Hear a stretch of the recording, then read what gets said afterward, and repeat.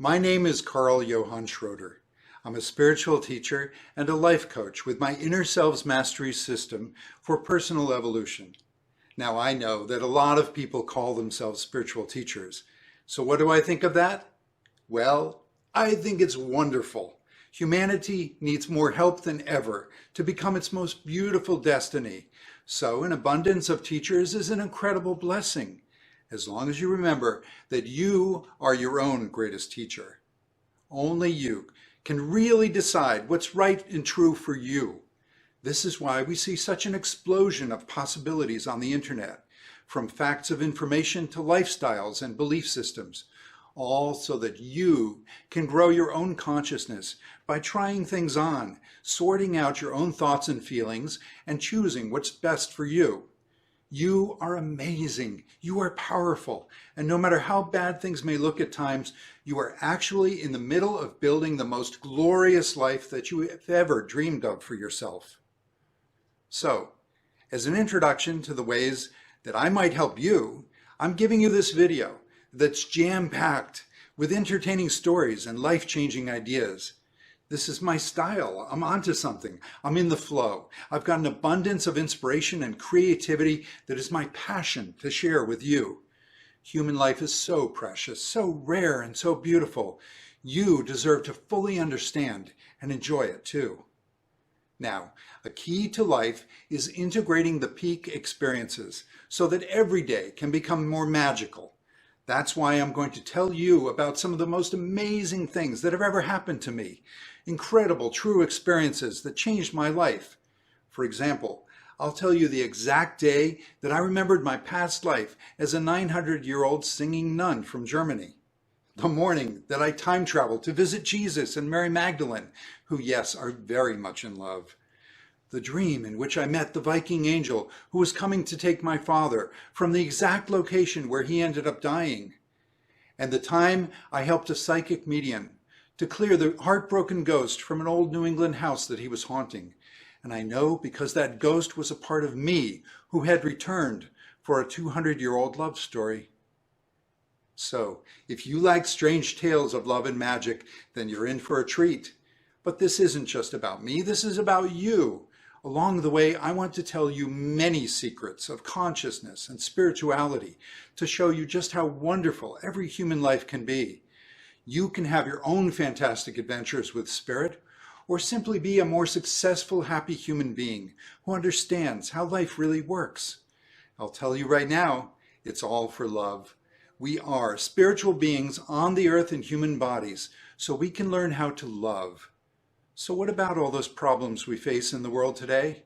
Well, every challenge is an opportunity to learn how to care and grow and accomplish more together with other people and together with parts of your own soul. Anything is possible for love.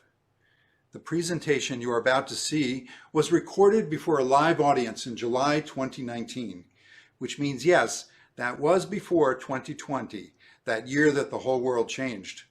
The pandemic virus has been incredibly hard and unfair, shocking a global wake-up to what matters most in life: our health, our relationships, caring about human beings, facts, principles, and justice. More than ever before, it has been time to say no to negativity and yes to a wiser, positive energy that will heal this planet on so many levels. Will the future beyond 2020 be better? Yes, but only as much as we work together with the source to make it so. What is the source? Use whatever words work for you.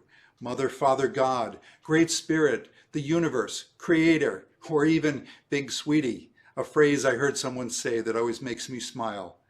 By any name, the source wants us all to succeed, both as individuals and as humanity, on this beautiful planet of the spirit that the ancient Greeks called Gaia.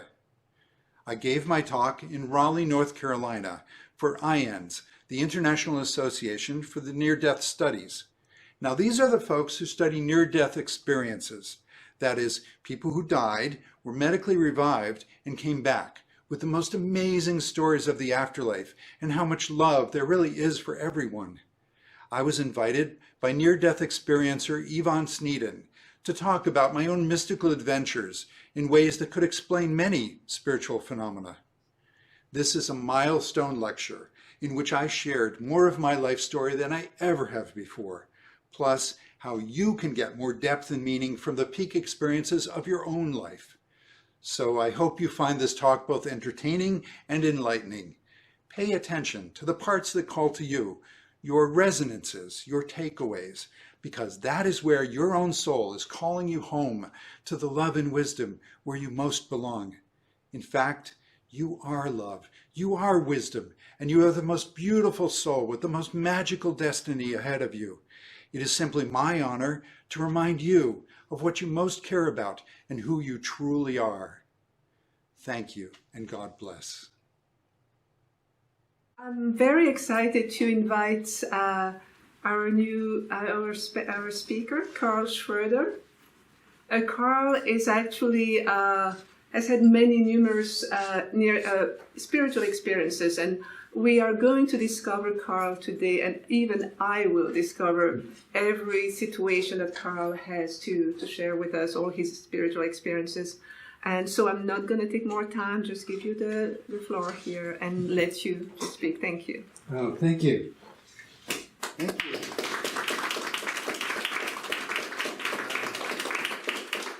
Thanks. Well, I think this is going to be fun. I think early in my life, I realized that I was a kid who liked to imagine worlds, other worlds, spirits, aliens, etc. But I never dreamed it would lead to all the things that I've just experienced in my life, such as lucid dreams and out-of-body experiences and past lives and the whole gamut. And what's more, I never dreamed that this is something I do in many lifetimes, and I put it together, and I like to present theories of how spiritual evolution works. So what you're going to hear today is not just a collection of really cool stories, which would be great in itself, but also why and how human beings have these kind of experiences and how they fit into the sequence of our lives that evolves us into the higher states that we're meant to experience, because really we're all divine beings. We're meant to be creators as much as the creator who made us. So this should be fun. I'm wearing my wacky shirt that I will perhaps explain more as we go into the talk what it means, but you'll get used to my wackiness. I've always been kind of an out there person, but like I said, it didn't really make sense to me until later in life. So I'm really kind of in this second career reinventing myself stage in my 50s, and 50s are a wonderful phase. Really, it's like not that anyone should feel bad if you're a different age, but just that it really is a time of being free to reinvent yourself and discover yourself in ways that you've never imagined, and that's what some of my material will help you to understand. So I call this Love Above All, Mystical Experiences That Changed My Life.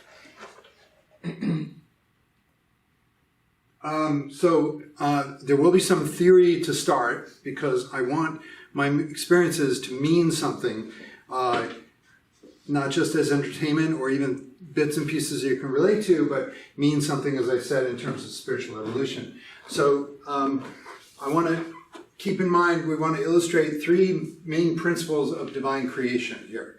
The first is that the universe exists because of love and runs on love.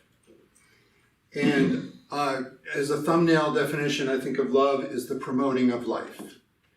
And life always continues. There's always more. And so anything is possible for love. And the second point is that we are given the power of choices to experience that love. So life is a series of gifts, and we need to learn to receive these gifts and use them well. And we will all make mistakes, and that's fine. Just remember, you are not the mistake. You make mistakes, you're not the mistake. And the third point is that everyone is equal in infinite potential. We are all gods and goddesses in training. And we all have an infinite number of parts to integrate. We have a soul, we have a higher self, we have past lives, other worlds, inner selves, like when people talk about working with your inner child and such. These all exist. And these coexist. You've perhaps heard in terms of all time is simultaneous. I mean, everybody's still learning to really grok that. if you know the term grok. It's but to totally digest that, totally understand that. But I mean, this has been around for more than a century, where Einstein showed that space and time fit into one continuum of space-time. And so there's a view of it. It's called block time. You can Google that. Block time is basically, you need to start imagining that just as, you know, well, I'm not in France right now, but that doesn't mean France doesn't exist. Well, I'm not in the 1800s right now, but that doesn't mean the 1800s don't exist. All the times exist. All the times and places exist. So we're used to being told that we live in a chronology, a sequence, and it is often useful to think of sequences. That's how we develop our consciousness, in processes and sequences. But the fact is that all the time periods exist. All your past lives are not past or future lives. They are right now, and you are communicating with them unconsciously. We influence each other. Just as our inner child, our inner memories, that inner child is still there in its own space, its own place. All the lives, all the lifetimes on other planets, I mean, just, it's infinite. I think about our higher selves, the higher levels of our being that have evolved to understand these kind of things. It just boggles the mind in the best possible way. So we're going to have some fun with this. Actually, I can make a few more points. I made notes on my phone here. So the first point about love, everything exists because of love. I guess the point I just want to make is that there are the Trinity, the idea of threeness, shows up a lot in creation. And one of the ways I like to talk about is subjective consciousness or creation consciousness. So just being subjectively in your position in life and being the creation of somebody or something. So that's what the first point is noting. The second point is creator consciousness, or being more objective, having more of a view on other things. And that's where we're given the power of choice. So the universe respects our free will. And it leads to a lot of situations where you can feel like God abandoned you. You know, you wonder like why terrible things happen. But God is not abandoning us. God is always here right now. The point is that God, even more so, wants us to learn from our choices. So the universe will only intervene if we ask it. And this is a theme that comes up in a lot of the NDEs, is that people say, well, I was actually praying for a change in my life. And then boom, they have an NDE or an OBE or a lucid dream, or they meet somebody that they know from other lifetimes, or, you know, there are many possible wake up experiences people can have. But just ask. Just ask. The universe is right there wanting you to ask.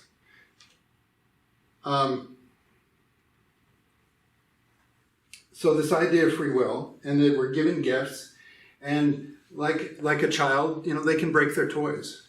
We can break our toys. And that's a source of regret. And we can feel shame. But again, my point is that we are not the mistake. We will make mistakes.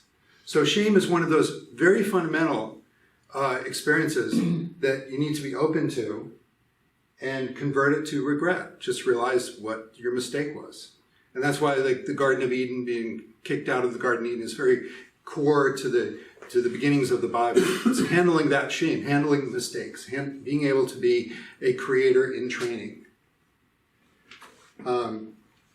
And with that comes the idea, I like to call it, well, beginner's luck, or I like to call it catching the freebie. But because life is a series of gifts, and we're learning how to handle them, in your life, if you're asking for them, if you're looking for them, synchronicities, etc., you will have incredible experiences. And then the universe will let you then go back to your normal state. Don't feel abandoned when that happens. Just realize that the universe gave you a gift, and now you want, at a fundamental level, you want to learn how to create more of that yourself. It's kind of like a kid who says, no, don't keep tying my shoes. I want to learn to tie them. And it may be painful to watch them to have to learn to tie their shoes, but they want to learn to tie their shoes. We want to learn to create our own reality. So you hear this a lot in NDEs and other peak experiences that people, it takes a long time to integrate it, and part of it is just the feeling of regret and abandonment. It's like, what happened? I want to get home again. What happened to that beautiful place I was in? Well, it's still right there. You're just wanting to learn how to get back there more consciously. You're wanting to learn how to live life to get back there. And the point 3, this I call the co-creation consciousness. Or, in any trinity or like the dialectic, there's thesis, antithesis, and synthesis. But the idea that everyone is equal in infinite potential. So we're all co-creators. So it's essential to have humility and gratitude in life, because nobody's better than somebody else. I'm up here just to, I'm grateful for this experience to share. I mean, it's an amazing opportunity to be able to string together this, this necklace of beads of my experiences and offer them to you and see what you get out of it. It's important to realize that a spiritual teacher of mine was Lazarus, if anybody's heard of Lazarus, a channeled entity similar to Seth or Abraham Hicks. Anyway, he talks about how every being in the universe, the greatest to the least, we all have 7 goals in life. 7's a very mystical number. We'll get to that. But the first 2 goals, everyone has the same goals. One is learning how to consciously create success, because we unconsciously create success already. We unconsciously already have all these systems of nature and such that run our lives for us. But learning how to run that machine. And secondly, learning how to have fun.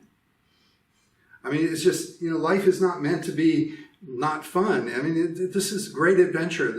We're meant to love and have fun together. So all beings want that. It's humbling and wonderful to think that, from the highest to the least, everybody's just learning how to run their life and how to have fun. Okay, now the big chart, and I promise after this, we're just going to leave this for a while, and then I'll go into some great stories. But you see, this is where we get into the context that I want you to have for why does a person have the kinds of stepping stone peak experiences in their life. So this is the process of growth. So this is where we get into why is 7 such a magical number. It shows up a lot in spiritual teachings, different occult systems. It turns out that, you see, everything is simultaneous, and we're already gods and goddesses, but we don't know it. We have to build a consciousness to make use of that.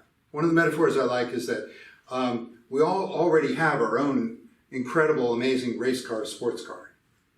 You don't have to envy somebody else and wish I had the parts of their sports car or whatever. We all already have our own. The question is how well assembled it is. Is it running? And when you see somebody else's life is working, don't envy them and want what they have. Want what you have, but want it to work as well or better than they. So everyone's meant to be an inspiration, a model to everyone else. And the process, the idea of a process of steps that go from potential without ability to choose, and then you go through steps of learning and building a consciousness, and you end up with potential with ability to choose. So you go from a state of unconscious potential, but I don't know what the heck I'm doing, to conscious potential of I'm a master at this. I could have this anytime. And there are feminine and masculine energies. The feminine in general is how you do things, the quality of life. And the masculine is what you do, the things you focus on doing. And these work together beautifully. So just what I've done is, in 7 steps, there are lots of 7s in life. I mean, 7 days of the week, but more profoundly, 7 chakras, if you all know the chakra system. 7 planes of existence in Theosophy, they talk about. The first 4 planes are where human beings live, from the physical, emotional, mental, and spiritual, and then more planes above that. But there are a lot of 7s in life. The 7 I like to work with is stages of human development. And I give them straightforward names. There's the infant, the toddler, the child, the adolescent, the young adult, the adult, and the spiritual adult. And roughly, each of these would be 7 years. 7 times 7 is 49. That's why I was saying 50 is a great age. In your 50s, you've completed a complete process of life. And even if you didn't understand what was happening to you, you can do it. You can journal, you can do therapy, whatever. The answers are all there. Well, what's interesting in life is that, and Saturn returns, if you know about astrology, you know, the 28-year cycles, that's a multiple of 7 also. But what's interesting is because human beings, we can't spend 7 years being an infant and then another 7 years being a toddler. The beginning steps get compressed. So we go through some of these stages pretty quickly, and then the later ones stretch out, but it still comes out to about 49 years. So the infant is basically birth to walking, which can vary too. I mean, some kids walk as early as 9 months. I actually took a while. I didn't walk until almost 2 years, and I do have a neuropathy, and that's part of the reason. Toddler consciousness and infant consciousness, it's about you need to be taken care of. You know, an infant needs to be swaddled, and just you're continuing the development outside of the womb. The toddler stage encompasses those terrible 2s, or really more like terrible 3s. But from the age of walking to about 5 years old, psychology notices that at 5 is a pretty magic number. Like 5 is like when children start becoming individuated. They turn away from mother and they want their own time, and they start noticing and thinking about that father figure and having their own projects and their own self-esteem. So the child certainly characterized by a lot of imagination and play, being content to just imagine what you will do someday. The adolescence starts from puberty and runs to early 20s, which in our society is basically like graduating from college, that kind of thing, really having to start your own life. And the adolescent, boy, that's a tough time where you realize how much the world doesn't really work in your best interests, and there's deep betrayal to experience, and all of that's normal.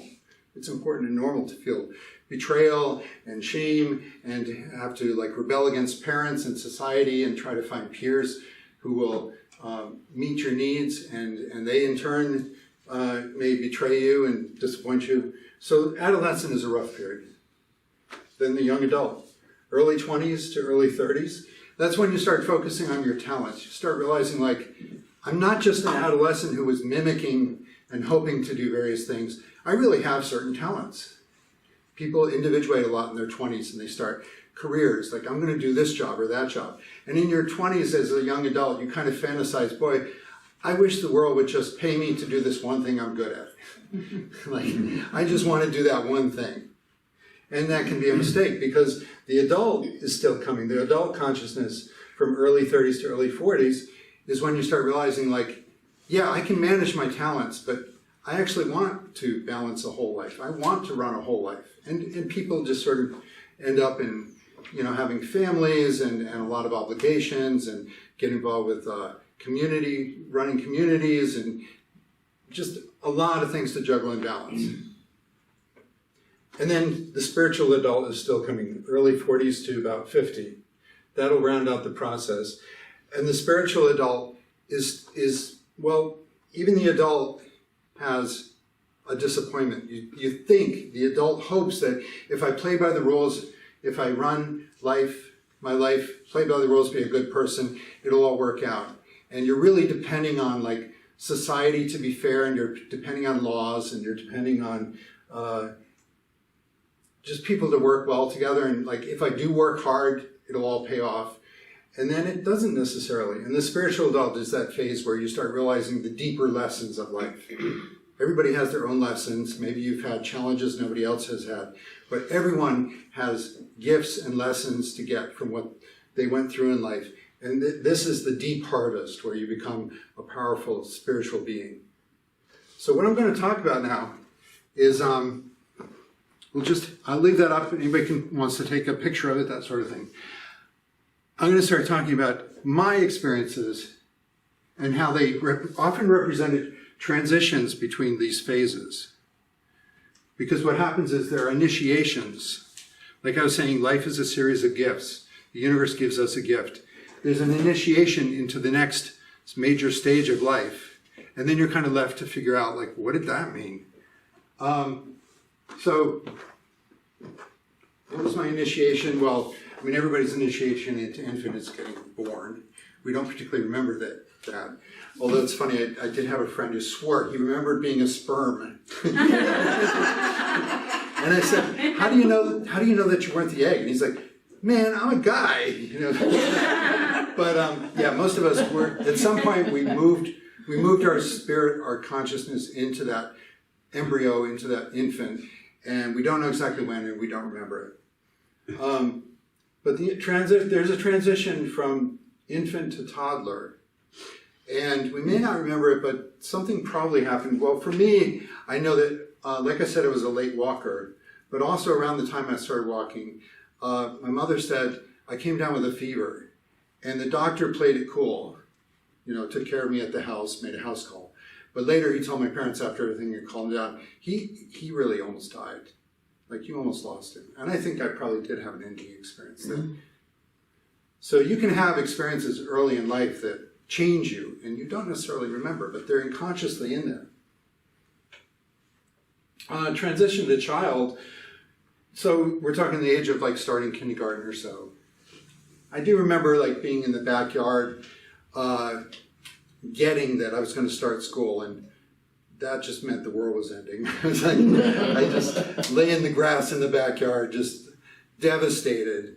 And that could be true for any kid.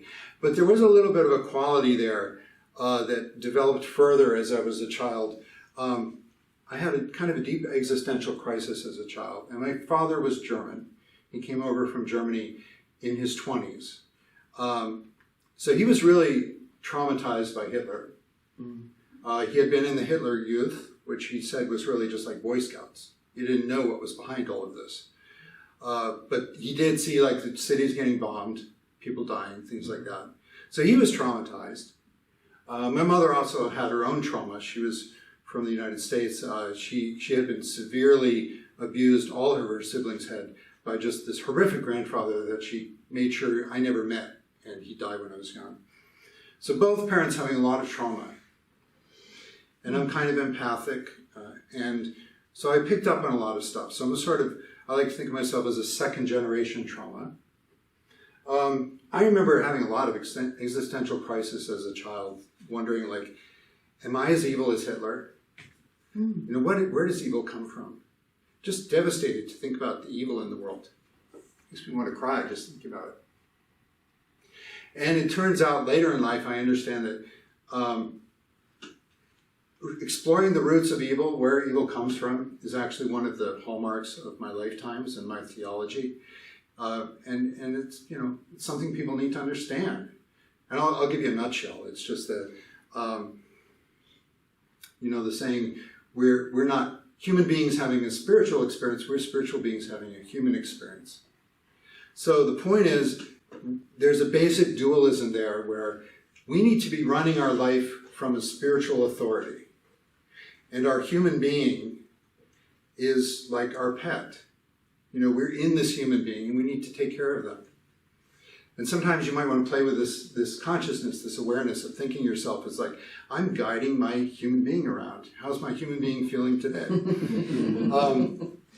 And the really, when things can go wrong is when people don't want to take that responsibility.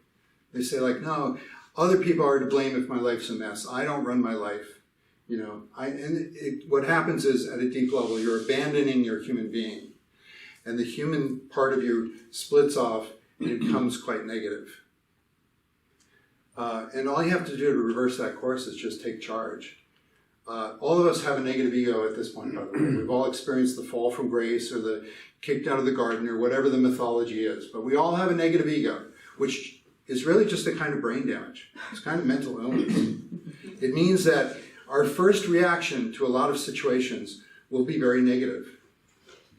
When something bad happens, you know, if you want to measure, like, where's my negative ego at today? Something bad happens, damn it. Well, there it is. So in a nutshell, I mean, negative ego is just unnecessary defensiveness. Like, a defensiveness that says, I will rescue you, I will save you, if you just think defensively and think the world's out to get you and, get tough and all. You're told that that mentality will save you, but actually that mentality will destroy you. It's what will destroy you, absolutely. But when we're kids, we don't have the savvy of adulthood to evaluate different, worldviews and what they will do to us. So as a kid, or at some point in these early years, we all kind of installed that negative ego. We all took on a negative worldview because it made us tough, and we built a little armor shell around ourselves. And the hope is that even though that cuts you off from the source, and we end up having like some really devastating lonely years in adolescence. This is where the negativity, the devastation of adolescence comes from. It's that, the chickens are coming home to roost, that expression or whatever. It's like that negativity, it hits you in adolescence. And it's your own negativity, but it's hard to own at that point. I remember my transition from childhood to adolescent, around the age of 13, driving back from Poughkeepsie. I grew up in Hudson Valley. My mom, she was sweet in that she would take us, my sister and I, to a lot of activities. So she took me to karate class.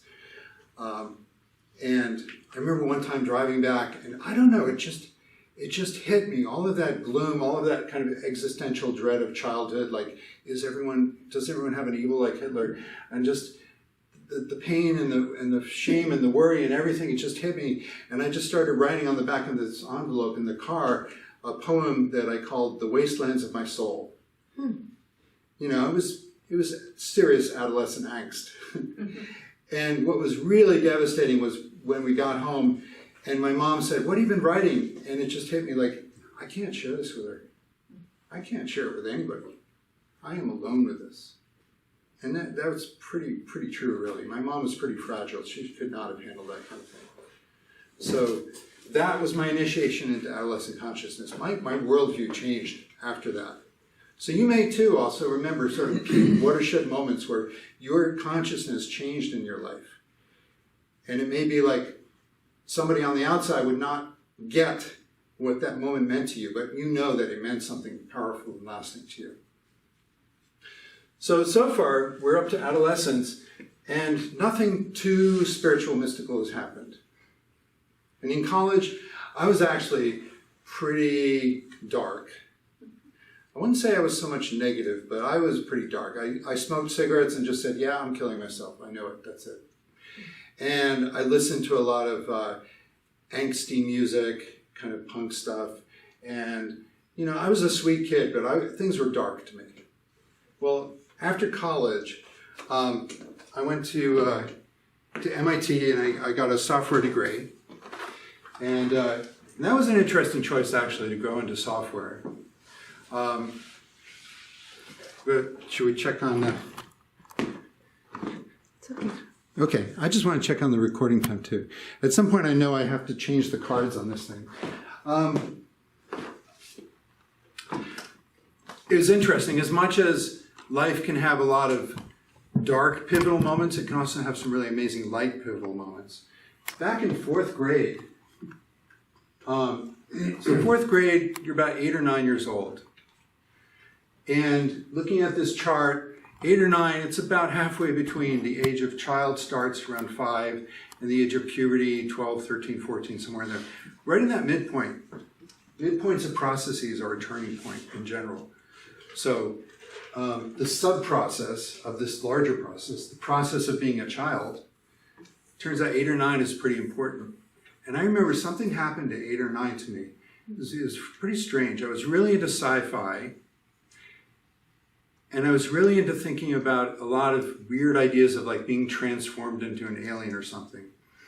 And I was starting to have some really unusual dreams. And I had this one dream of, there was this little girl who would visit me.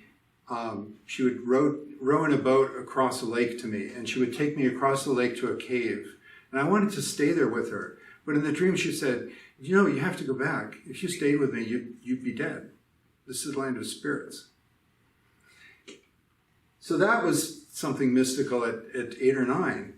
But I remembered it, but I didn't get what that really was about. It was about like other parts of me communicating with me. I believe that girl was my, what Jung would call the anima. So each of us has an inner self of the opposite gender. And that is part of why people get drawn into couples and want, another person to complete them. It's really, you want to have mirroring experiences in the outer world, but you really want to integrate your own inner selves. So that was my inner girl coming to me when I was a child. And at the same time I was having this idea, somehow I just knew, when I grow up, I'm going to study software. I'm going to study artificial intelligence. I'm going to write computer software that talks to you. And that computer software will either be fully conscious on its own and be great conversation, or else extraterrestrials will talk to me through that software. And this is like in the 70s. I don't even know where I got this idea. I don't remember a story I read like that. It just, but from that point on, 4th grade on, I said, when anybody asked, what are you going to do when you grow up? It's like, I'm going to go to college. I'm going to learn how to write software and artificial intelligence. And so that's what I did. And it's like, I remember a high school guidance counselor asking me, like, what do you want to do? And I said this. And they said, well, and I asked them, what's a good school for that? And they said, well, MIT. And I said, I'll just take the first one. And they're like, you can't just apply to one school. Are you crazy? That's what I did. And I got in. I felt it. I knew, like, that is where I'm going to be. So there was a spiritual guidance happening there. So I did go to MIT, and I studied software, and big disappointment. Like, software is just more tricks. Technology is more tricks. There's a lot of people who think, technology is going to save the world and it's going to make us gods. It's not. If anything, technology is an exercise of the mind. So for example, software, you learn how to break down a problem into many steps. It was really good for my mind, but if anything, I was the software I needed to program. So when I graduated MIT, I was ripe and ready for my first big mystical spiritual experience. So we're talking early 20s in Boston. I found my first job at a music software company called Mark of the Unicorn. I wanted something unconventional. And they gave me a software project that was impossible. And they knew it. They were like, well, he's smart. He's from MIT. He'll solve it. No, I couldn't solve it. The next guy, I couldn't solve it either. But for some reason, I got the idea that, well, maybe if I meditate, it'll just come to me. I think I had heard about channeling. I wasn't really into any of that stuff. I didn't read Edgar Cayce or whatever, but just, I don't know, I got this idea that maybe if I meditate in front of the computer after hours, I'll start typing the software solution. Well, I did start typing something, but it wasn't the software. It was spiritual guidance. I was just weeping with inspiration. I really feel it, like, as I say, I realized, like, oh my God, I want to be a spiritual teacher. That's my real passion, my real career. And what have I done with my life? I don't even know what I'm doing now. So that was my first big spiritual awakening. And it's funny because there's nothing specific to point to. I can't say like, I had a near-death experience or a lucid dream or whatever.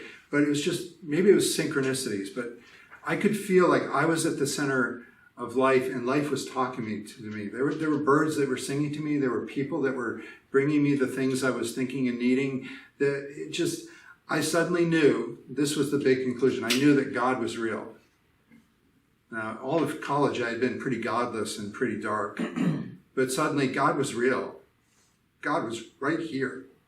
The universe is a beautiful, amazing place, and this poor humanity, all these people are lost, they don't know what they're doing, and I don't really know what I'm doing either, but we got to find our way back somehow. So I quit my job, and I was running around talking to everybody about, I don't know, how the universe is alive and right there for us. And a lot of people were very concerned. They thought I was mentally ill. And they pretty much just said, like, you got to go back to work. You got to get a job. You got to get grounded. So, but one person said, you know what, you need to listen to Lazarus. He's a spiritual teacher. You need to listen to him. So that was interesting. I did go back to work. I got my next job. And another outcome of this spiritual awakening was realizing, like, this world is only real as much as we use it to love people. I wouldn't call it an illusion. It's real, but it's real in its usefulness to love people. If you don't love people, then it's an illusion. Then it's meaningless. So I just wanted my next job to be symbolic of helping people. So I had dreams of being a tow truck driver. People are like, you went to MIT for software and you want to drive a tow truck? I'm like, yeah, it's great symbolism. I'm going to help people. I'm going to tow them out. You know, I just love the car metaphor. That's a little timer I set myself to check on the timing here of the, make sure this is still running. I think I'll take a short break. But, so let me wrap up this. So we're here again, this spiritual experience. So a number of consequences of this spiritual awakening was, I knew God was real. I knew that the universe loved us and that people could find answers, and I wanted to be a spiritual teacher. Oh, another consequence was I loved churches. You know, all of that, like those horrible feelings people have, Lord, I hate church, I hate church. Suddenly I got it. It's like, these poor people don't get what's behind churches. Like, churches are beautiful, like inspiration. I just was feeling God everywhere, and churches especially. Any church, it didn't matter. So all these things had come together for me.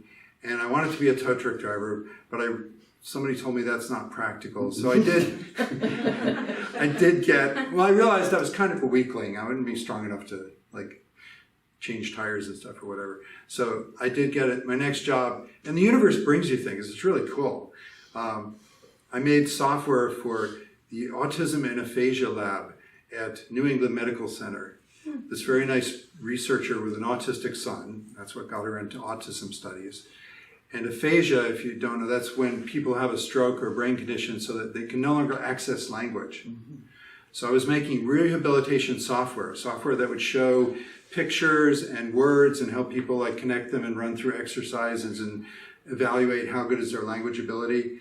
It's like, and I said, okay, that's good symbolism because I'm trying to learn words for amazing, ineffable experiences, and I want to help other people learn words for basic everyday things they need to do. So I was happy with that symbolism. So I went back to work, got back into software, got my life back on track. But from that point on, I did have more of a sense of, I was open to mystical dreams, I was open to synchronicities, I was open to whatever the universe would bring to me.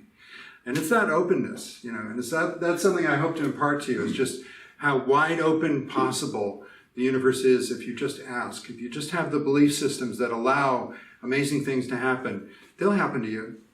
You don't have to worry about, oh, I didn't have the experience they had. No, but you're going to have the experience you need. The universe will give you exactly what you need in the order you need it. So one of the phrases, the mantras, are slogans. They like to say slogans in Tibetan Buddhism. And I think I've had a number of lifetimes as a Buddhist monk, Tibetan monk. A slogan for me is, I say, not in my way, on my way.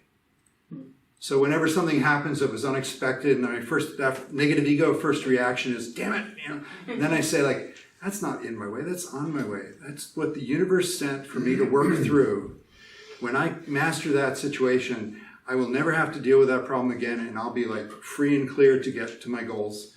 So the rest of my life has just been trying to take on, master whatever life brought to me, and with that sense of someday I want to be a spiritual teacher. So kind of more there. Still a software engineer too. So let's take a break, and then after the short break, and I'll change the film card, we'll get into the next big mystical experience, which was really cool. Thank you.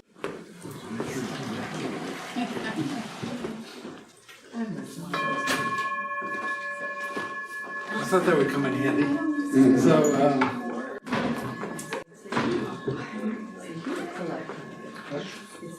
okay, so part two. Okay. We're going to get into some pretty serious weirdness.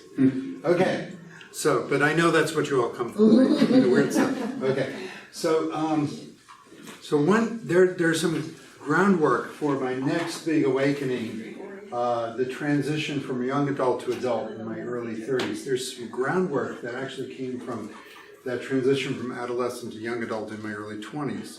The ones that I was saying about the spiritual awakening from this job. One thing was that, so we're talking 1987. That was the harmonic convergence. August 1987 was the harmonic convergence. I had lined up that software job at the music company, so I was going to be starting that in the fall. I was working at a place called the Wine Cask near Harvard. Really nice wine shop, wine and cheese shop. And really nice people there, kind of overeducated in the Harvard area. Just a funny anecdote. It's like, it's such a good place. It's not, they don't suck up to anyone. Julia Child used to frequent that store because they did a lot of major wine imports for the Harvard area. Julia Child was a regular customer, but she was always such a diva. They finally just kicked her out. Like, "Oh, I'm Julia Child. You can't kick me out of here." They, "Yes, we can." They told her don't come back. So it was a wonderful, unpretentious place, a lot of good people. I had an amazing spiritual experience around the harmonic convergence. Just one of those cases of if you ask, the universe will hear you and will give to you something. I heard about the harmonic convergence happening. I was definitely aware that I had been pretty dark through college. And I thought that was so cool. People are going to pray and unite their energy around the world. What a great idea. I wish that could work. I wish I could go be with it somehow, but I'm going to be working. So I don't remember exactly which day this happened, but I remember, so I was in the back of the Wine Cask, the beer area that I was working in, and we had the radio playing, WZBC, Boston College Radio, and some chanting music came on, some medieval chanting came on. I went into an altered state, and I just feel the energy of it. Like, I went into an altered state, and I just, suddenly, this world was not as real as another world. I was in some kind of stone abbey. And I remember walking in a trance to the front of the store, and people were kind of looking at me like, "Where's Carl going? It's not his turn at the register." And but I was seeing the stone walls, and there was a beautiful light coming in from a high stone window, and I want to get to that light. And I went up to it, and I just like praying to the light. And then I got to the register, the front of the store, and then the spell broke, and I realized I was back where I was. So what was that? Well, about 10 years later, I'm going to find out what that was. So, and also just to mention that music was very important to me. In college, I made this album, kind of shows the angsty kind of, arty, these figurines. The idea was a man and a woman who could never touch. They just have like spike arms. They can only dance, and it's called Powerless Spirit. That came from a quote from Max Frisch. He's a German philosopher, writer. He wrote, to sum up the consciousness of Germany after World War II, he called it was a split between powerless spirit and spiritless power. So I definitely wanted to be on the side of the powerless spirit. I didn't want to be spiritless power. So this was this album I made through college, stuff I had recorded, and I finally put it together. And this really propelled my spiritual awakening too, the one I was saying where just God came to me and I had to quit my job. So it's a confluence of events. And I would just encourage you, art, whatever your personal art is. Poetry is amazing. Music, painting, maybe just being in nature, noticing things, or the art of relationships. I mean, there's so many kinds of art, but whatever your art is, whatever really gets your spirit moving, your energy moving, follow that and do that kind of asking the universe for experiences, and they will come to you. So, transition from young adult to adult. So I was working at another software company now in the Boston area, and It was actually a division of Houghton Mifflin.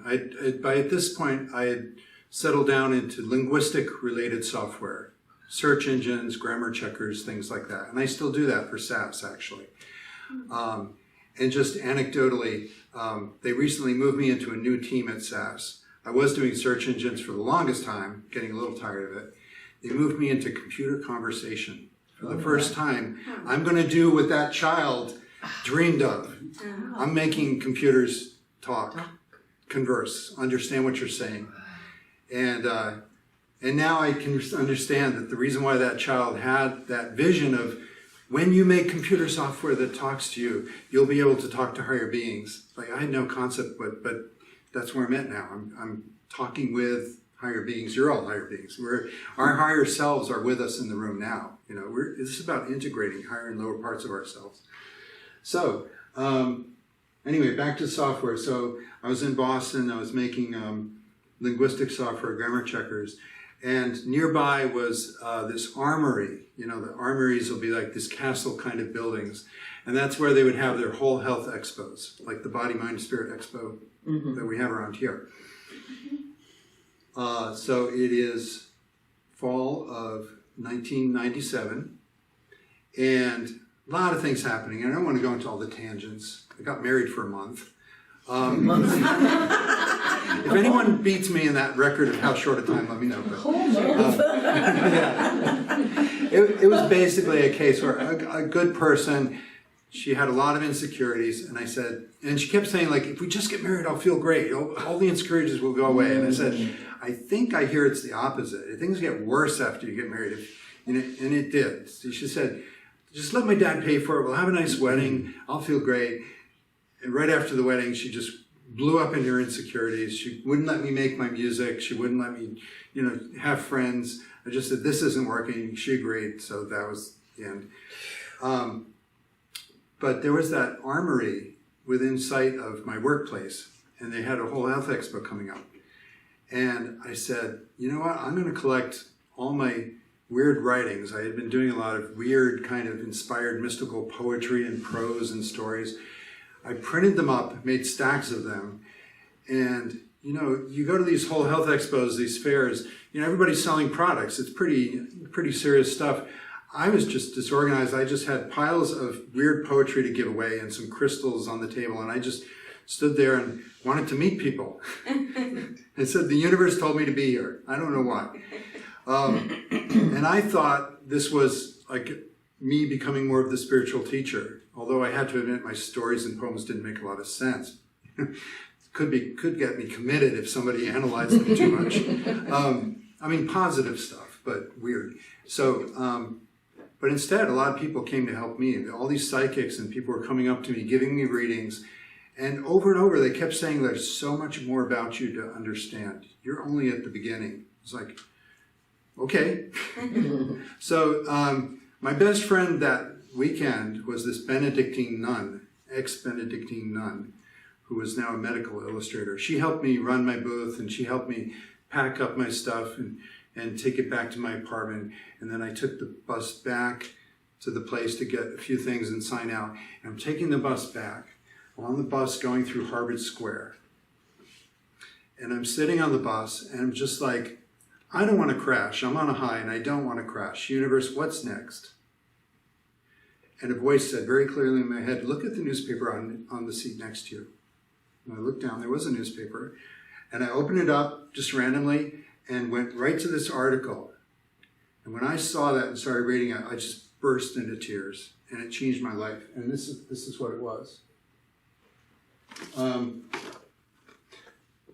There was a music review of Hildegard of Bingen concert. And kind of neat synchronicity above it was a whole analysis of how God and the Lord is in American literature. But when I started reading this, A Most Extraordinary Anniversary looms for 1998, the 900th anniversary of the birth of Hildegard of Bingen. I don't know, how many, show of hands, I guess, how many have heard of Hildegard of Bingen? Okay, good, she's still pretty obscure. So, so I don't have to worry about its ego. But my brain exploded. My brain just exploded, and it said, like, that's me. They remember us. They remember us. That's me. I just kept saying it over and over. And I was just crying and sobbing. And that's why back 10 years before, I had gone into that trance and had been in that abbey and walked to the light of a window. And I suddenly knew that I was Hildegard of Bingen and reincarnation was real. I was open to the idea, but I never really had a feeling for it. I just, oh my God, that's her. And the main feeling was, the main thing coming to me was they remember us. It was the group. It was that they remember us. The group of humanity remembered us, the group back there. It was all about community. It was all about love. It was all about, the connections. There was no ego in it. I was split wide open. So again, I had to quit my job. Only this time, oh my God, I was so on track. A week after quitting my job, the whole company crashed and burned because they had a scandal of inflated stock prices. They had a P.O. box in Thailand they were posting profits from. So I had gotten out just in time. So that was part of the confirmation, like I'm on track. And I spent about the next 9 months just trying to integrate this, that I am this medieval nun. And the thing is with past life memories, if you've had some, you're not that body anymore. You don't have all the structure of those memories. You don't have the chronological memory. You have more episodic memory. You have like emotional bursts. A situation reminds you of something, or a person, you know them.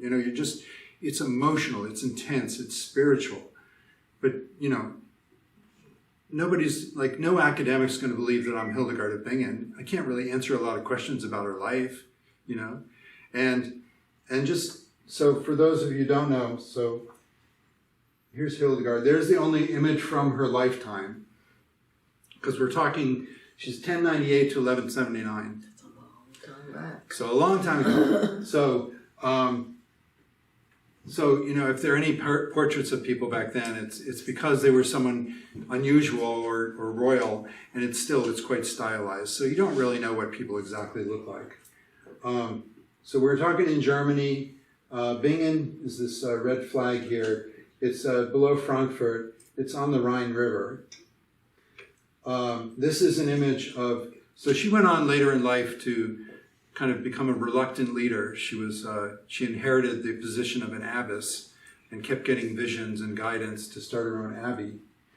So they ended up building this abbey. This is an old sketch, and then it was destroyed. It was ruined. This is a painting from the 1800s. It was ruined in one of those 100 Years' War or something like that. And it's completely paved over now. There's nothing there. But she did found a second abbey in Eibingen nearby, and that's a pilgrimage site for people who admire her. So the thing is with Hildegard, that the universe wanted me to know, once and for all, you don't have to keep struggling and trying to be a spiritual teacher. You are one.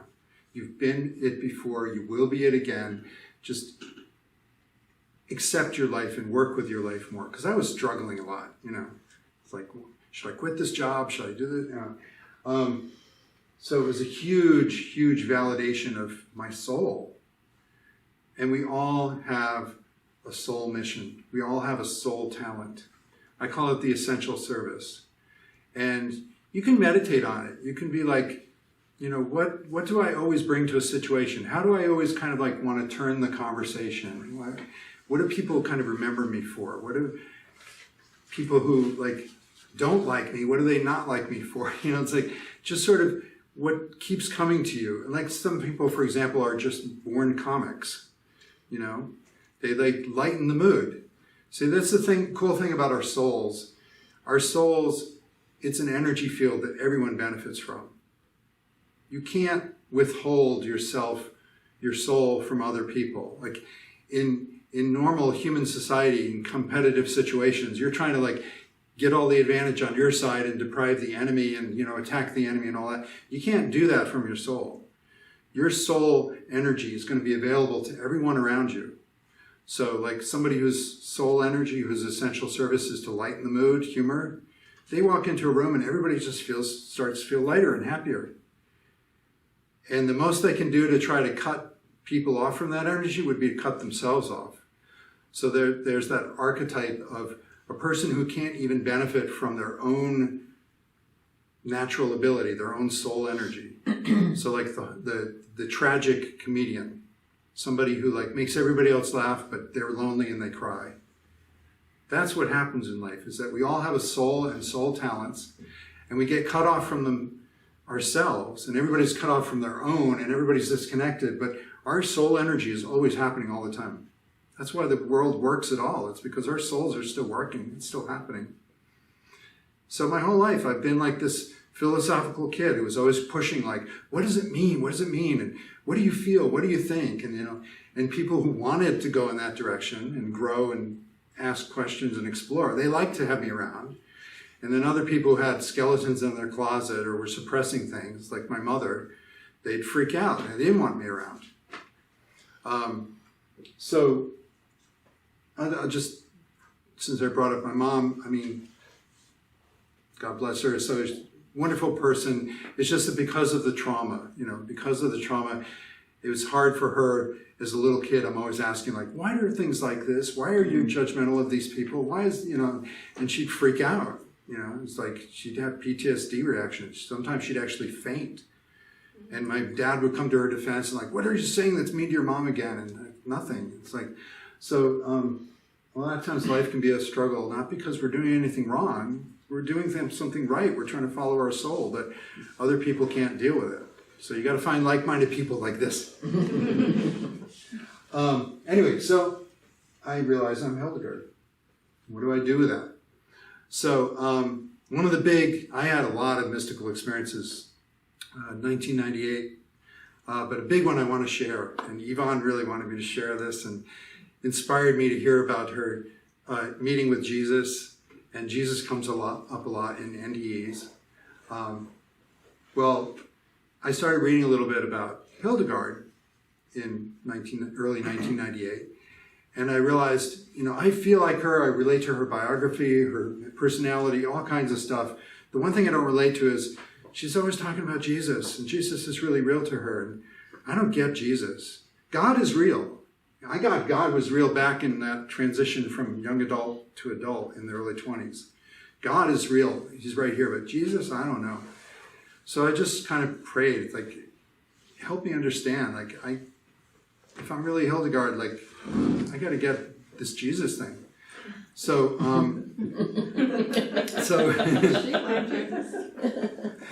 so what happened is March 25th, I remember the day, I woke up in the morning from kind of a light dream of some animals playing. And then something weird happened, though. I didn't wake up and I didn't go back into a dream. I went straight into an intense trance, some kind of altered state. And I was suddenly in the head of a woman. And she had dark hair and kind of blue and brown robes, and just like, it was all very real, but I was in her head. I was clear that I was not her. I was somehow like, I thought of it like being channeled. I was being channeled by her.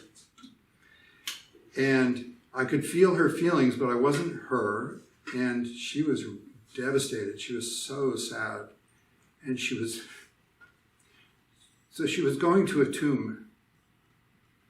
And she was going to visit somebody that had died, that she loved dearly.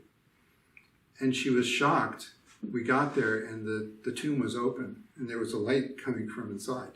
Mm.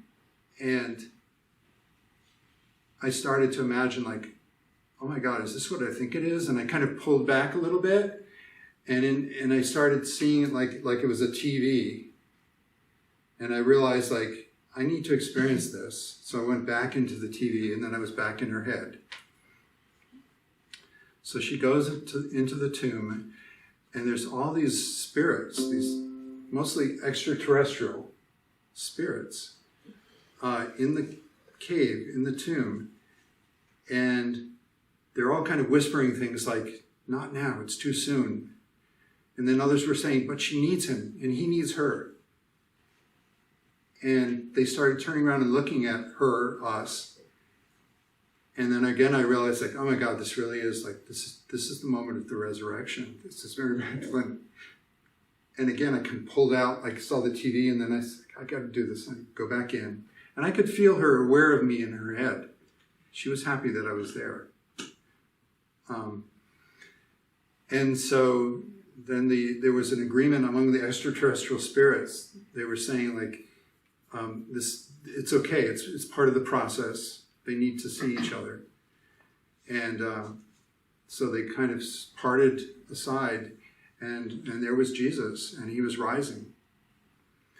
And he kind of looked like, I mean, darker skin, but dark hair, beard. I mean, it might be mixed in with my own perceptions of what he should look like. It was a very sweet face. And the main thing was like, oh my God, he was in awe and gratitude of whatever was happening to him. And he just was so glad to see Mary again. And she was so glad to see him again. It was just a miracle. And there was so much love between them. Oh my God, it was like this huge validation to me that, like, yes, the universe runs on love. And not just like an impersonal kind of God loves you kind of love, but like, no, like people love you. Like you have beloveds, like intimate soul to soul love. And so Jesus rose, and she's like this, and they're coming to, and the extraterrestrials are saying, you can't touch yet, but you need to see each other. And then Jesus stopped, and he kind of there was some kind of process happening, and then his eyes started shining this blue-white light toward her and me inside of Mary. And the blue-white light just filled me, like, oh my God, it was like incredible light of just this divine wisdom kind of light, and so much love in it, and it just filled me up, and I just bolted awake from this experience, and I was just shaken and sobbing, and from that point on, like my brain was just screaming, like, Jesus is real, Jesus is real, this is real, and just I was like so high for like a week or more, and just like kind of stumbling around, like, oh my God, Jesus is real. Like, and he's our friend, he's our teacher. I mean, he led the way. He's showing us what it means to really work with God, to really work with the divine universe. So that's what I needed to know, that I could fully accept my past life, and Hildegard had such a feeling for Jesus, and now I did too. So then I found in a book, she had a similar vision. She had a vision of Jesus radiating this sapphire blue light, she called it. And in her vision of Jesus, she was so overwhelmed with the light and the energy of it. She wrote about this as being Jesus is the embodiment of the Trinity. She wrote, "Then I saw a bright light, and in this light the figure of a man the color of sapphire, which was all blazing with a gentle glowing fire. And that bright light bathed the whole of the glowing fire, and the glowing fire bathed the bright light. And the bright light and the glowing fire poured over the whole human figure, so the three were one light in power of potential." And she goes on in that chapter explaining that Jesus was the full embodiment of the divine, and the mystery of how the Trinity unites in one complete being. And this is from her first book of visions. She called Sheetis. I'm not sure how to pronounce it actually, but it's short for Know the Ways of the Lord. She was kind of a late bloomer. She didn't come together with her book until like her 50s. So again, the power of the 50s. So, and there were lots of other like really cool things. Like once I accepted, like, okay, I'm just going to have to go with this, flow with this. Like I remember one time on the T in Boston, I would just sort of follow guidance and impulses around parts of the city. I was on the T coming back to Teal Square where I lived, and this voice in my head said, talk about Hildegard to the woman next to you. I was like, really? Okay. So I turned to this person and I said, like, do you know Hildegard of Bingen? She's like, yeah, do you? I was like, yeah.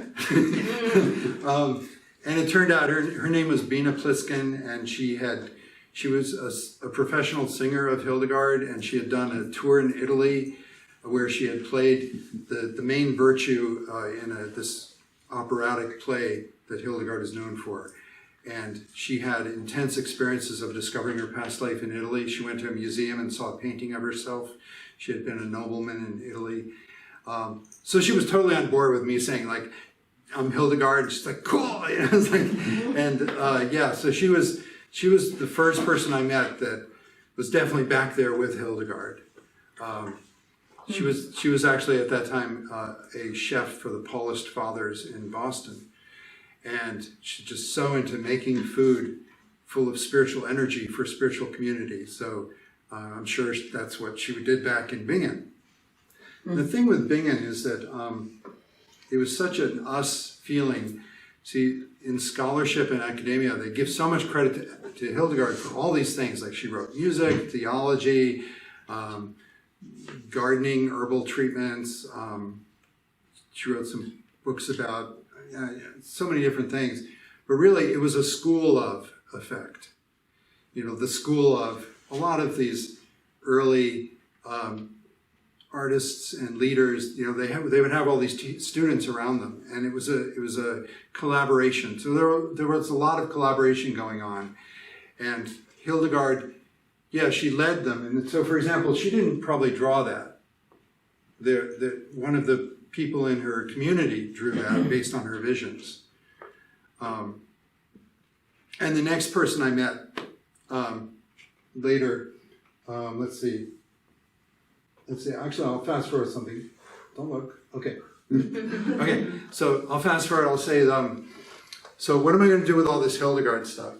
And other things were coming to me. I mean, spirits were coming to me, extraterrestrials, lucid dreams, out-of-body experiences. I mean, just like a lot of stuff was happening in 1998. That was a really fun time for me.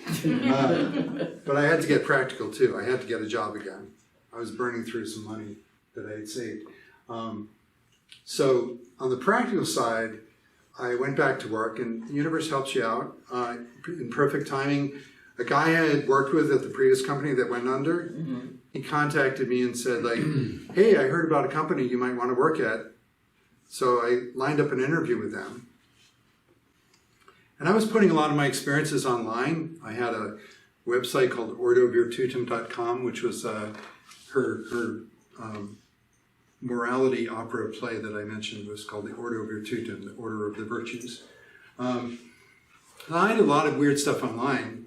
And I had a headhunter, a recruiter, who was lining up interviews, and then he called me and said, like, Carl, do you have weird stuff online? I'm like, yeah. Like, well, they're Googling your name, and they don't want to talk to you anymore. I was like, fine, I don't want to talk to them. So, but he couldn't work with me. He's like, Carl, you're not going to get a job. You have to take this stuff down. I was like, I don't think so. Well, it worked out great, because Stefan suggested, why don't you go talk to this company, Terragram. So I lined up an interview, and the night before the interview, I had this out-of-body experience, very vivid. I was in this plaza, and there was this radiating design in a fountain. I drew a picture of it. The next day, I'm following the directions to get to the interview. Oh, I'm walking right through that area. It's the Christian Science Center in Boston. They have the big reflecting pool, and then they have a smaller fountain with radiating design at the head of it. So I was like, oh, I'd been here last night out of body. I'm on track. And sure enough, the guy who interviewed me, Yves Chabez, Belgian French, he's probably like a past life father or something to me. Like, I could do no wrong in the interview. He said, like, I want to see this, I had mentioned a website I made. He said, I want to see this website you made. Okay, it's a pretty weird website, but I just said, it's like kind of my spiritual beliefs. And he's like, that's fine. And he looked at it, and he just saw what he needed to see. He didn't care, so I got that job. And if I had wondered, like, well, was I just, were they just desperate for people? They'd hire any of me and my coworkers from the last linguistic software company? No, they didn't hire anybody else. I suggested to my friends, like, yeah, come get interviews. Nobody else was hired. I was the only one. Except years later one. But anyway, so So that's on the practical side. I did get a job, but on the spiritual side, I was drawn to this Swedenborg Chapel in Cambridge, in Harvard Square. And it's funny because it had been on my radar. Things that you're meant to do in life, they often they're sort of foreshadowings. Mm-hmm. There was this professor in college who had, he taught this weird class, and I chatted with him a bit. He mentioned this, I told him I saw this chapel, the Swedenborg Chapel, and he said, oh, those people, they believe in angels and demons. So I made a sort of mental note. It's like, oh, that sounds kind of interesting. So years and years later, I'm drawn to go there, and I waltz right in. It's perfect timing. I hang out with the minister, this young woman, and her husband, and she didn't know why, but she just felt like telling me about her past life that she knew about. She was, it'll come to me, a French martyr beguine in a mystical woman in the 13 or 1200s. Anyway, she knew about that lifetime, and she just starts chatting with me, and I'm chatting with her about being Hildegard, and it's like, you can't do that everywhere with everyone. But, so I was like, okay, I know this is my new home. So I did hang out there. I started discussion groups there called the Mystical Experiences Discussion Group. It's pretty similar to the PEG meeting, Psychic Experiences Group they run at the Rhine Center in Durham. So many artists were coming to that group with, mystical art experiences, like you're writing your poems, I realized we need to have an art show. And hey, Hildegard ran an artistic spiritual community. That would be a good resonance with my past life. So for 12 years, I ran the Mystical Art and Talent Show, I called it. And we would get people from the community to present art on stage, poetry, storytelling, music, whatever, paintings on the walls. But the one caveat was, it needs to mean something to you spiritually, and you're going to tell people about what it means to you spiritually. So it became a very self-selecting group of people who, it changed their lives. A lot of artists said, nobody's ever wanted to hear about what this meant to me before. And it catapulted a lot of careers people met. It was an amazing experience. And Emmanuel Springborg is a really interesting mystic to know about, by the way. Show of hands, how many people know about Emmanuel Springborg? So, briefly, I feel like he's a bud, he's a buddy. I figured out eventually, I knew him a little bit. I was a student of a colleague of his. We're talking 1700s in Sweden. He was the biggest scientist of that day. Back in those days, you could learn everything. You could read all the books, you could learn everything. Can't even come close to that these days. But so he learned everything, and by his 50s, again for the 50s, he's like, I've done it all. I'm Sweden's top scientist, and I meet with top scientists around the world, and everybody thinks I have all the answers, and I don't have the answers. I don't know what it all means. So he prayed, and angels started coming to him in lucid dreams and giving him tours of the other worlds and afterlife. And that's amazing stuff to read about. And he's one of the roots of the New Age to know about, because there's a direct lineage. Lineages are amazing. There's Emmanuel Swedenborg, late 1700s to early 1800s. Then Andrew Jackson Davis. I don't know if you've heard of him, but he's from Poughkeepsie, New York, the area I grew up in. His spirit guide was Emmanuel Swedenborg. Andrew Jackson Davis is the founder of modern mediumship. All the spiritualist churches, and you see the people giving mediumship readings. All of that was first explained in theory by Andrew Jackson Davis, and then goes on through the 1800s.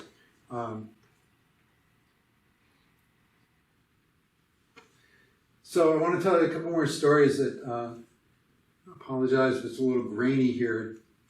It'd be harder work to find the best images. But so at this point, 1998, I'm Hildegard, but I don't know how to deal with it. I'm trying to work in the world, and I'm having mystical experiences on a semi-regular basis. And one of them was my dad was dying of colon cancer in 2000.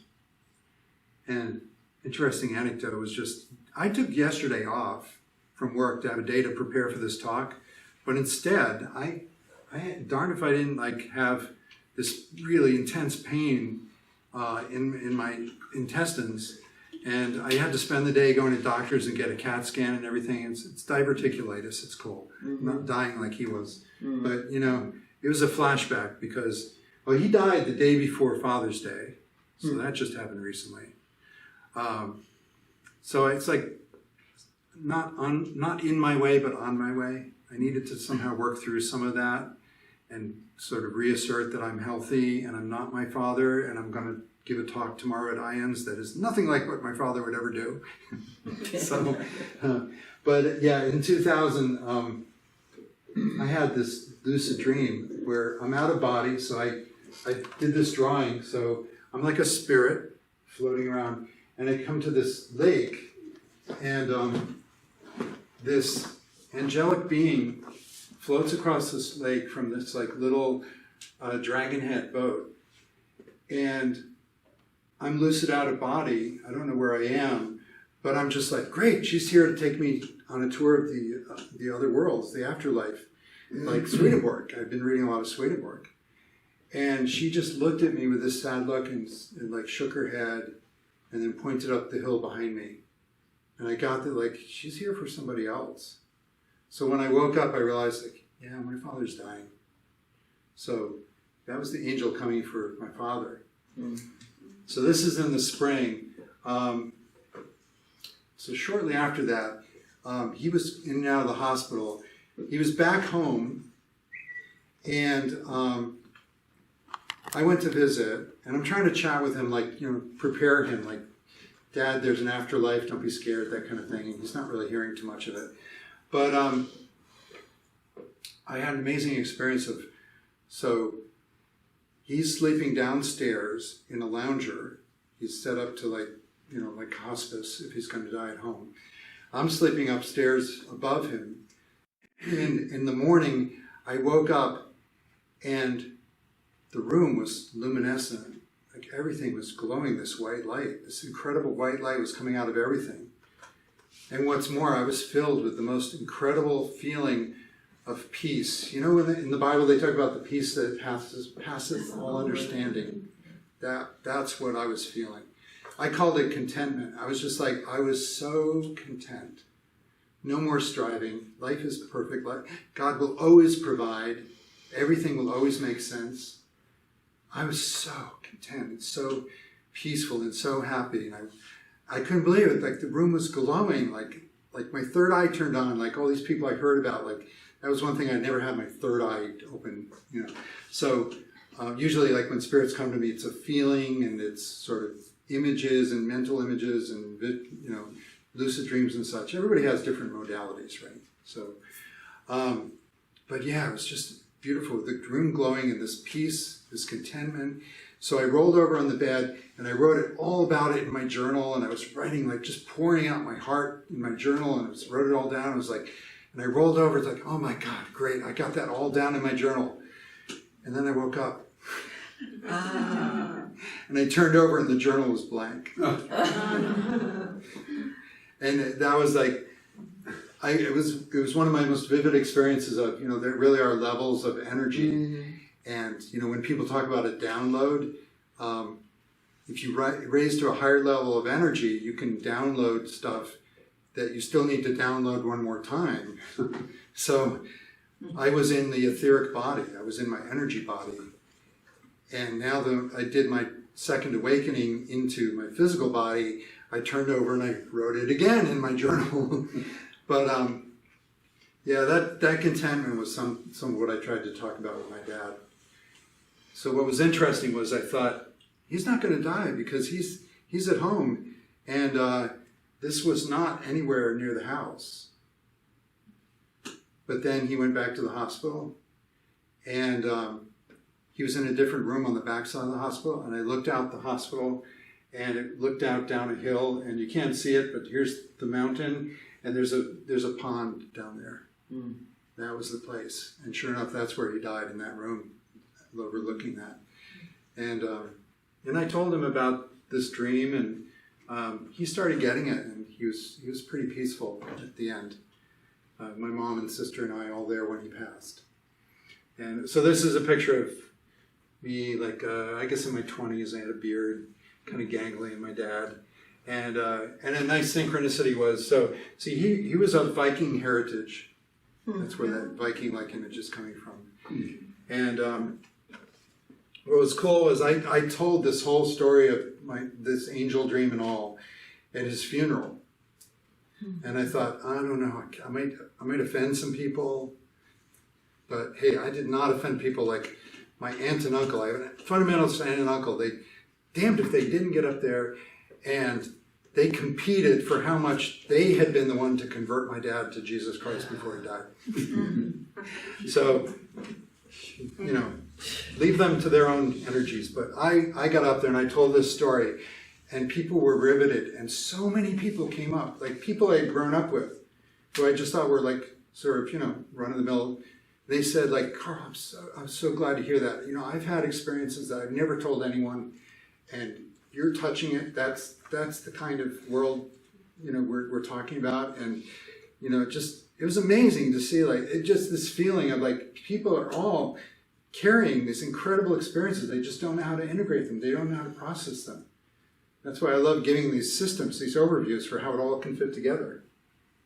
And this was just a synchronicity of one of the people who knew my dad gave a sympathy card that had this kind of red-headed angels and this little Viking boat. Wow.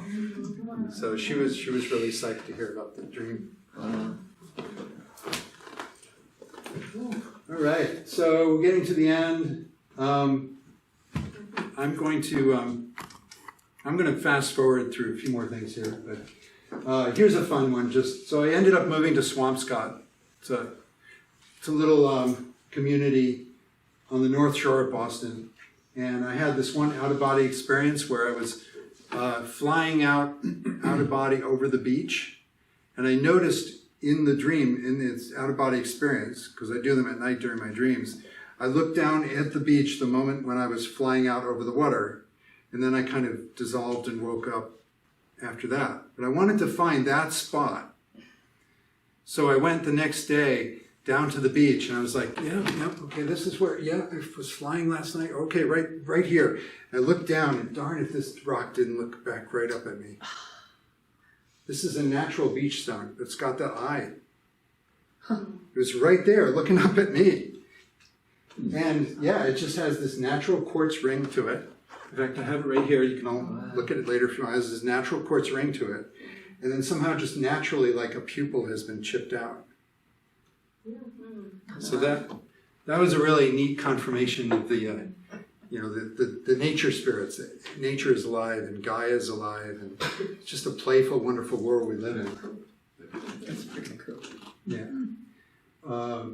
Here's another little miracle I had where, little fast forward, 2010, I was trying to finally, once and for all, fully integrate the Hildegard experience. I hadn't told many people. This is like over a decade later.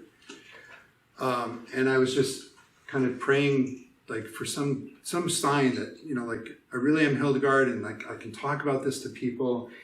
And in my front yard, in the garden, if you know these flowers are called Chinese bellflowers, they have 5 petals. But for some reason, this one bloomed that had 9 petals. I've never heard of that. But of course, 9 being that number of 900th anniversary of Hildegard's birth.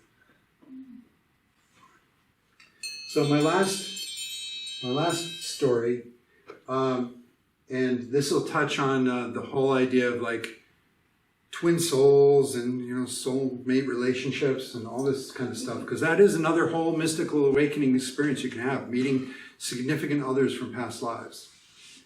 And I'm not even going into that side of it so much, but after I discovered I was Hildegard, I was obsessed with finding people from my past lives. What a gift that I have a historically recorded past life, and it led to other past lives. So it's like, who's this person? Who's that person? And I did find a lot of people, like that woman Bina on the T. The voice said, talk to this person, and it turns out, she was there and she's still there in a sense of her hobbies and such. So anyway, 2010, I had made friends with this woman in a writer's group.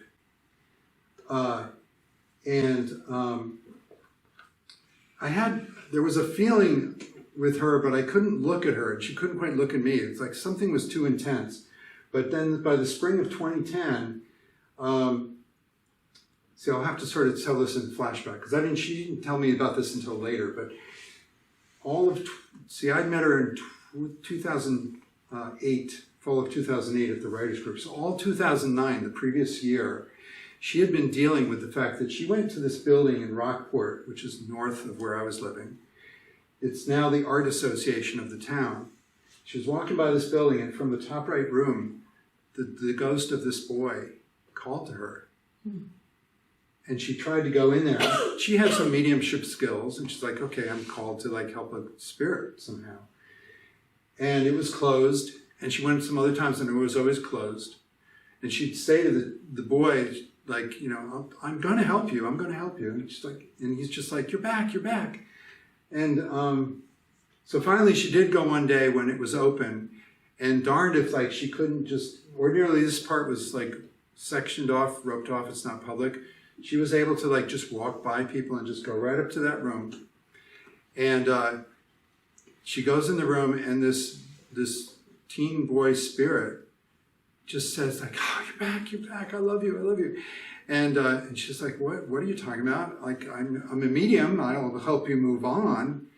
So he explained to her, he said, no, don't you remember, like, you're like the daughter of the stableman, and I'm the son of the family here, and we had grown up together, and then we were teenagers, we were secret lovers, and you got pregnant, and when my family found out, they paid off your family to try an abortion.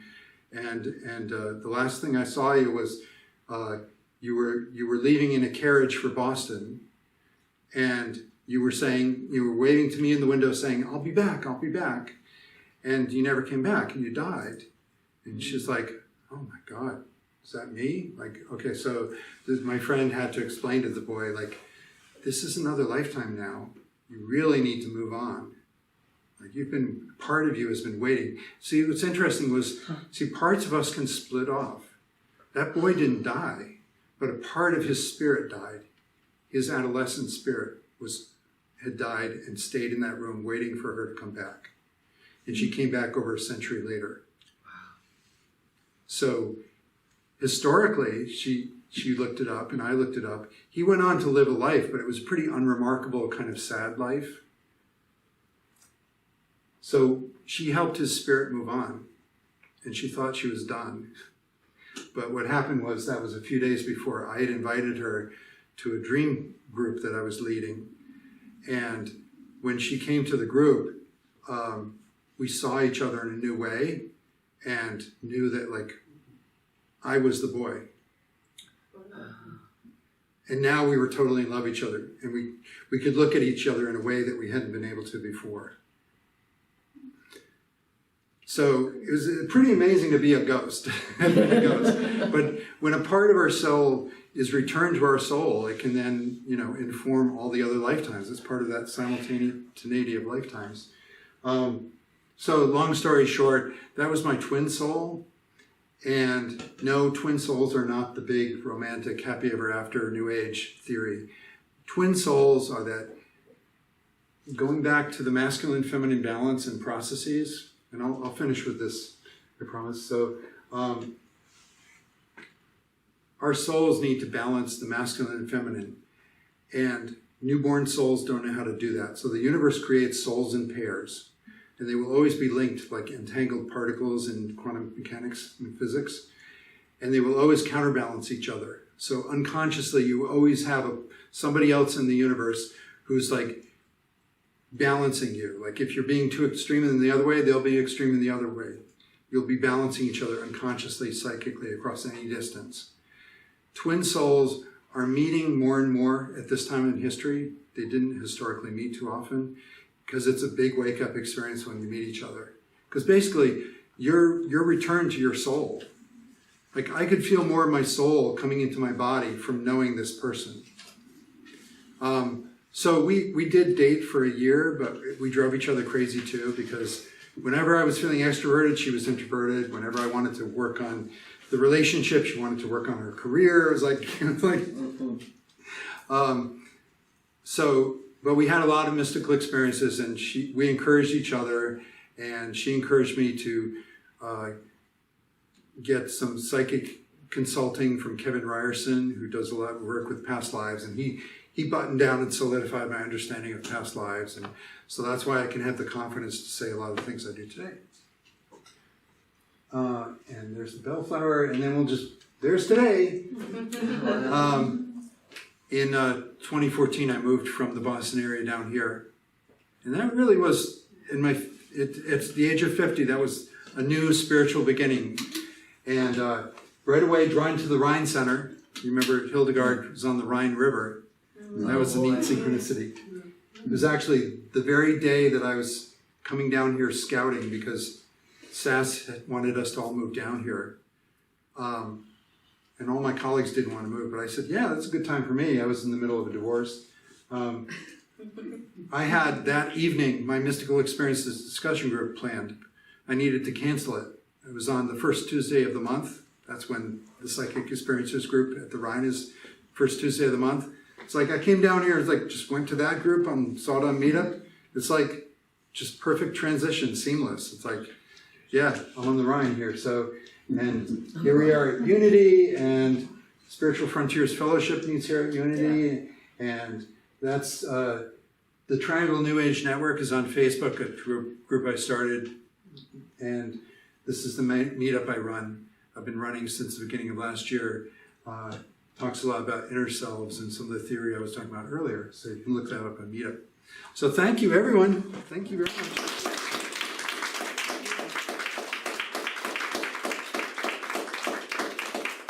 We have a 10-minute question answer if you have any questions. Oh yeah, sorry, I kind of ran to the end, didn't even leave room, okay. That's okay. but I'm happy to stay, and you feel free to ask. Yeah, please. If you're available. Absolutely. Okay.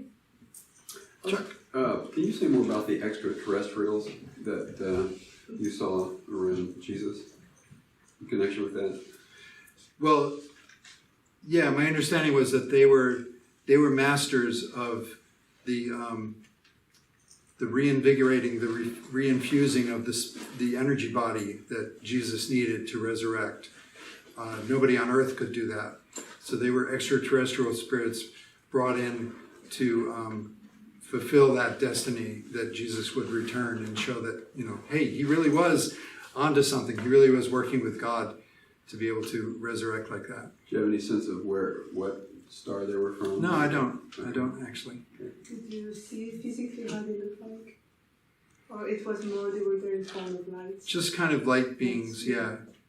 Yeah. They definitely had different heights. They were a variety. It was many different planets. It wasn't just one. Yeah. Do you think that there was something significant about 1998 in general? Because I didn't even put it together, but that was a year that was significantly really impactful for myself. As far as when things changed spiritually. So do you know something? Well, there was that harmonic convergence the summer before.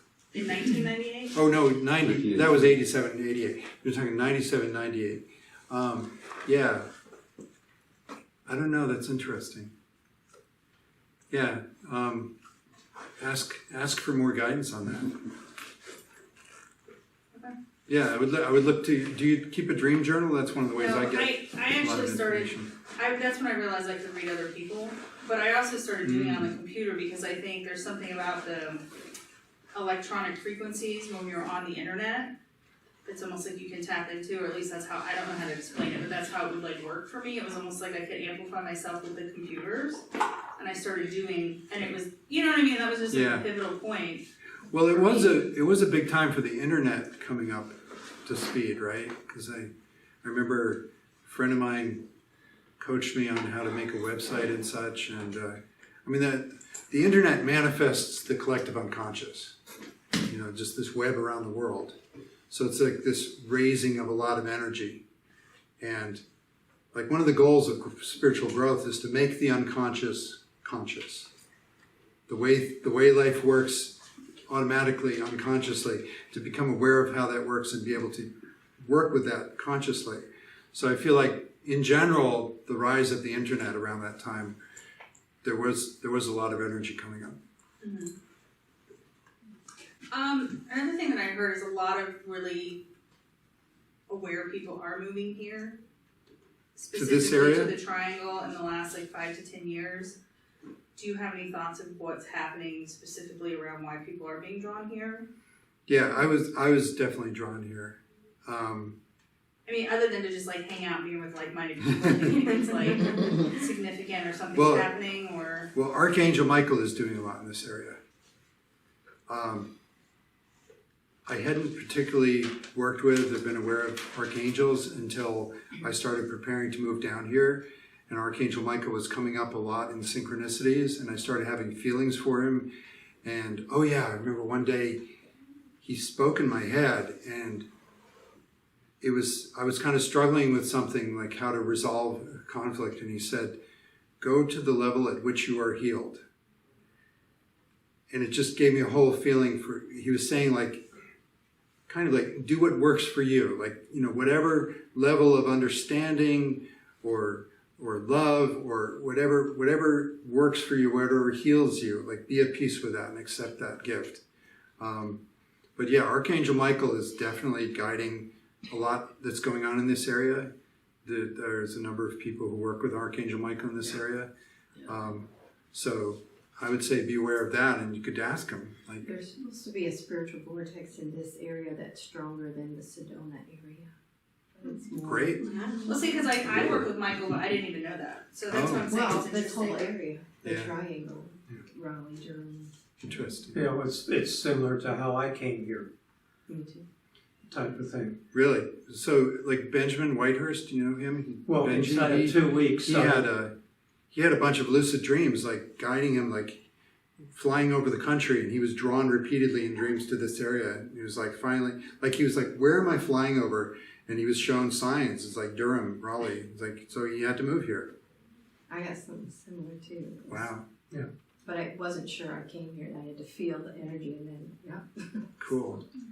I forget who told me this, but it might have been you or somebody else, that this area will eventually become more known as Sedona is now, but will be even more known than Sedona is.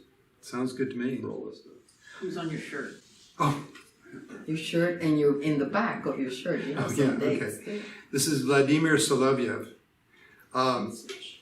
You're Russian, and she didn't know him. So he's a 19th century Russian philosopher. So in 2010, when I was integrating more of Hildegard finally, I was realizing I really need to know a male lifetime.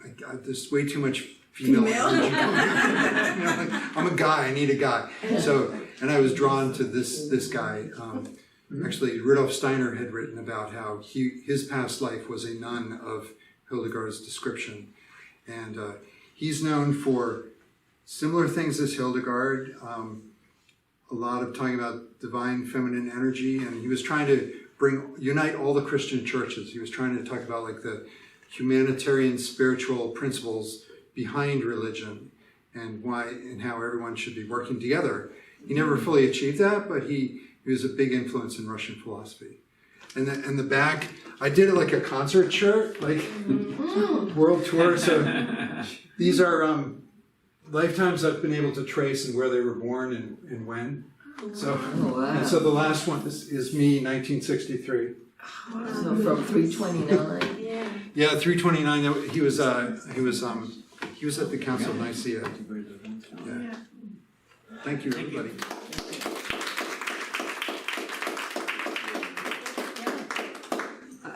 Thank you so much. It was amazing. I mean, I learned so many things today. Thank you so much, Carl. There's a lot of reflection. Love your story of Jesus, of course. So thank you so much, everyone.